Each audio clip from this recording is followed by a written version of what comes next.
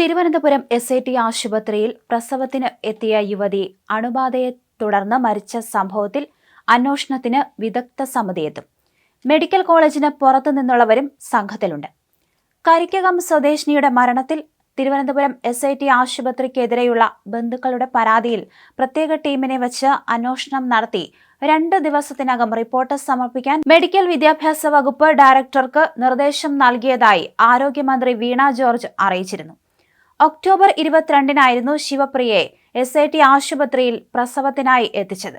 22-ന് തന്നെയാണ് പ്രസവം നടന്നത്. യുവതിക്ക് പനി ബാധിച്ചത് അണുബാധയെ തുടർന്ന് എന്നാണ് ബന്ധുക്കൾ പറയുന്നത്. ബ്ലഡ് കൾച്ചറിൽ ഇൻഫെക്ഷൻ കണ്ടെത്തിയിരുന്നു.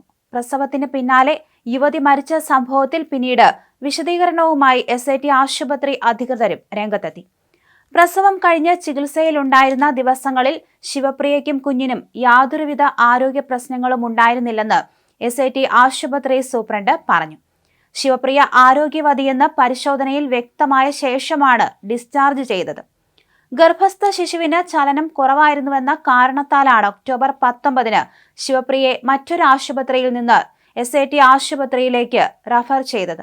തുടർന്ന് 37 ആഴ്ച പൂർത്തിയായ ശിവപ്രിയയെ പ്രസവിപ്പിക്കാൻ തീരുമാനിച്ചു. അതിനുവേണ്ട മരുന്നുകളും ചികിത്സയും നൽകുകയും 22-ന് പ്രസവിക്കുകയും ചെയ്തു. 24-ന് ഡിസ്ചാർജ് ചെയ്ത ശേഷം 26-ന് പനിയും വയറിളക്കവും ബാധിച്ച് ആശുപത്രിയിലെത്തിയ ശിവപ്രിയയ്ക്ക് നടത്തിയ പരിശോധനയിൽ സെപ്റ്റിക് ഷോക്ക് എന്ന അവസ്ഥ സ്ഥിരീകരിച്ചു. തുടർന്ന് മെഡിക്കൽ ബോർഡ് ചേർന്ന് ചികിത്സ ഏകോപിപ്പിക്കുകയും മൾട്ടി ഡിസിപ്ലിനറി ICUവിൽ പ്രവേശിപ്പിച്ച് വിദഗ്ധ ചികിത്സ നൽകുകയും ചെയ്തുവെങ്കിലും രോഗാവസ്ഥ മൂർച്ഛിക്കുകയായിരുന്നുവെന്ന് ആശുപത്രി സൂപ്രണ്ട് പറഞ്ഞു.